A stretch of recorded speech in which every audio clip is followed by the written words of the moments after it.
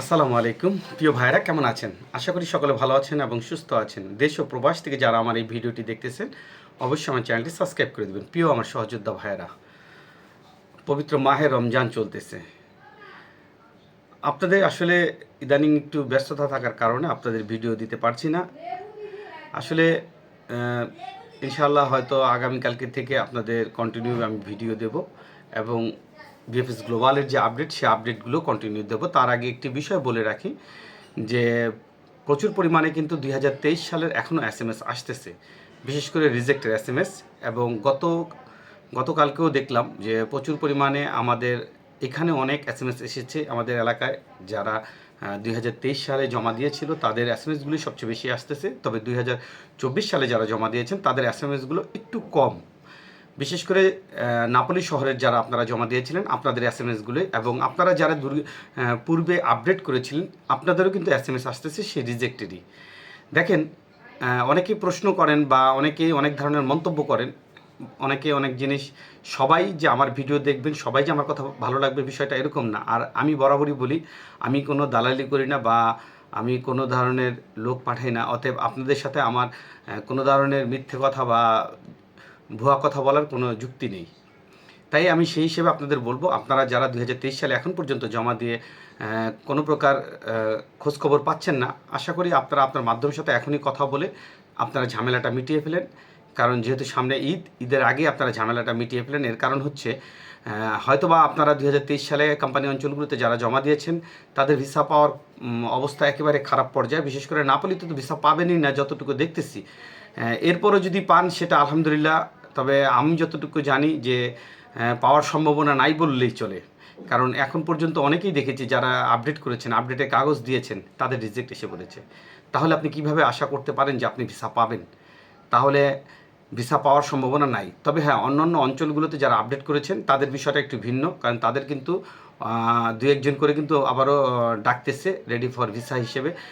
BFS গ্লোবালে কিন্তু তারা জমা দিচ্ছে এবং বর্তমানে কিন্তু অ্যাপয়েন্টমেন্ট দিচ্ছে। এই বিষয়টা আপনারা মনে রাখবেন, বর্তমানে অ্যাপয়েন্টমেন্ট চালু হয়ে গেছে এবং পুরোদমে অ্যাপয়েন্টমেন্ট দিচ্ছে। বর্তমানে অ্যাপয়েন্টমেন্ট পেতে সর্বোচ্চ 15 দিনের মতো সময় লাগে এবং অনেকেই কিন্তু অলরেডি অ্যাপয়েন্টমেন্ট ডেট পেয়েছেন। এবং ইদানিং কিন্তু জমা মোটামুটি 15-20 জন প্রতিদিনই দেখা যাচ্ছে যে যারা জমা দিতে যাচ্ছে, বিশেষ করে 18 তারিখের পর থেকে। প্রিয় আমার ভাইরা, দেখেন, বিএফএস গ্লোবালের যে আপডেট সেই আপডেটটি আমি আপনাদের আগামীকালকে ইনশাল্লাহ পূর্ণভাবে দেওয়ার চেষ্টা করব। তবে এর চেয়ে বেশি কিছু আসলে বলার নেই, কারণ অনেক রাত হয়ে গেছে। তাই আমি আসলে এই ভিডিওটি এই জন্যই করলাম যে 23 সালের অবস্থাটা আসলে খুবই বেগতিক। আর যারা এখন পর্যন্ত আবেদন করেছেন অনেকেই রিসিভুতা পাননি। অনেকে কমেন্ট করতেছেন যে রিসিভুতা বিষয়টা। দেখেন, রিসিভুতার বিষয়টা এরকম যে যারা নতুন করে জমা দিয়েছেন তাদের সাথে সবচেয়ে বেশি প্রতারণা হচ্ছে এই রিসিভুতাটা নিয়ে। অনেকে জমা দিয়েছেন, জমা না দিয়েও আপনার মাধ্যমে আপনাকে রিসিভুতাগুলো দিচ্ছে। এরকম কিন্তু রিসিভুতা আমার হাতেও এসেছে, ডুপ্লিকেট রিসিভুতা। এখন বলতে পারেন যে কীভাবে বুঝছে, যারা ডুপ্লিকেট করে একদম নিখুঁতভাবে যারা করে তাদেরটা ধরা কিন্তু অনেক মুশকিল। তবে যারা একটু ভুল হয়ে যায় তাদেরটা ধরা খুবই সহজ, কারণ আমরা যখন রিসিভুতা চেক করি সম্পূর্ণরূপে পুঙ্খানুভাবে আমরা চেক করার চেষ্টা করি। তাই আমি আপনাদের বলবো যে আপনারা আমাকে রিসিভুতা দেবেন, আমি চেক করে দেবো, বিষয়টা এরকম না। তবে যারা আমার নিকট বা পরিচিত অনেকেরই আমি দেখি, তবে সবাইটা আসলে বোঝা সম্ভব না। এর কারণ হচ্ছে, আগেই বলেছি যে রিসিভুতা জাল করাটা একেবারে সহজ। তাই এই রিসিভুতা বাণিজ্যটাই এখন বেশি হচ্ছে। তাই আমি আপনাদের সকলকে বলবো, যারা জমা দিয়েছেন সবাই আশাবাদী হবেন না। এর কারণ হচ্ছে আপনার জমাটা ঠিক থাকতে পারে কিন্তু অরিজিনালভাবে হয়তো বা সেটা জমা হয়নি। তাই অতএব আক্ষেপ করার কিছু নেই। অনেকে দেখবেন যে 1 মিনিট বা 30 সেকেন্ডের ভিতরে জমা দেওয়ার পরও আপনার নুলস্থা উঠবে না, কারণ বিষয়টা আপনার সাথে প্রতারণার শামিল। কারণ আপনার সাথে প্রতারণা হয়ে গেছে অলরেডি। এরকম অনেক রিসিভুতায় অলরেডি বের হচ্ছে। তাই আমি আপনাদেরকে বলবো, যদি পারেন আপনার নিকটতম আত্মীয় জমা করার চেষ্টা করবেন। আর যারা আত্মীয় মাধ্যম ছাড়া জমা দিয়েছেন তাদেরকে বলবো আপনারা অবশ্যই 33 কেবির পিডিএফ ফাইলটা নেওয়ার চেষ্টা করবেন। তাহলে হয়তোবা এতটুকু নিশ্চিত থাকতে পারবেন যে হয়তোবা আপনার জমাটা হয়েছে। নুলস্থা উঠুক বা না উঠুক, অ্যাটলিস্ট আপনার জমাটা হয়েছে সেটা আপনি নিশ্চিত থাকতে পারবেন। তবে ম্যাক্সিমাম লোকেরই জমা মিনিটের মধ্যেই হয়েছে যতটুকু দেখেছি এখন পর্যন্ত।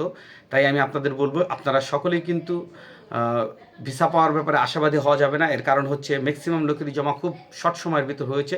আগের মতন এখন আর জটিলতা নেই বিধায় জমার সময়টা দেখা যায় অনেক কম, কিন্তু একই সময়ে অধিক পরিমাণে জমা হওয়ার কারণে সকলেই ভিসা পাবেন না বা নুলস্থ হাতে পাবেন না। প্রিয় ভাইয়েরা, ইনশাআল্লাহ আগামীকালকে থেকে আপনাদেরকে আবারও আপডেট দেবো, তখন বিস্তারিত আরও কিছু নিয়ে কথা বলবো। সে পর্যন্ত ভালো থাকবেন, সুস্থ থাকবেন। আসসালামু আলাইকুম।